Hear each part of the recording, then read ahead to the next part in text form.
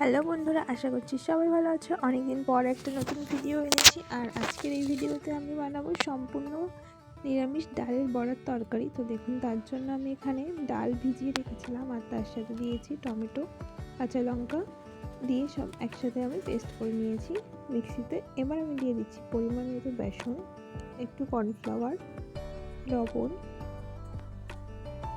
সামান্য একটু চিনি আর দিয়ে দেবো পরিমাণ মতো হলুদ, আর সাথে দেবো ধনে পাতা আর কারি পাতা কুচি। তো সব কিছু দিয়ে আমি ভালো করে মেখে নেব। তো দেখুন, সব কিছু মাখা হয়ে গেছে আর এদিকে আমি কড়াইতে তেল চাপিয়ে দিয়েছি, তেল গরম হয়ে গেছে। এবার আমি বড়াগুলো ভেজে নেব।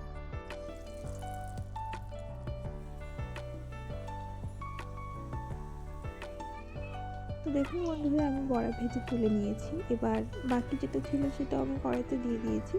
এভাবে আমি সব বড়াগুলো ভেজে নিয়েছি। এবার তরকারিটা রান্না করব, তার জন্য আলুটা একটু ভেজে নিচ্ছি। আলু ভাজা হয়ে গেছে। এবার আমি দিয়ে দিচ্ছি মশলা, আর এখানে আছে আদা, জিরে, কাঁচা লঙ্কা আর টমেটো পেস্ট। তো সব কিছু দিয়ে আমি মশলার মধ্যে মশলার মধ্যে আমি লবণ হলুদ দিয়ে দিয়েছি আর মশলা কষিয়ে নিয়ে ভেজে রাখা আলুটাও দিয়ে দিয়েছি। এবার আমি ভালো করে কষিয়ে নেব।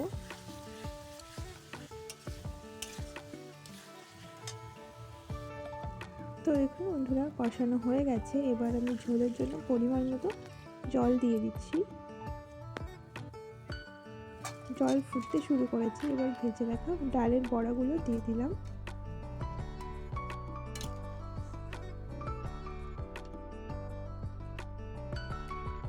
দেখুন বন্ধুরা, আমার ডালের বড়া দিয়ে আলু দিয়ে তরকারি একদম রেডি হয়ে গেছে।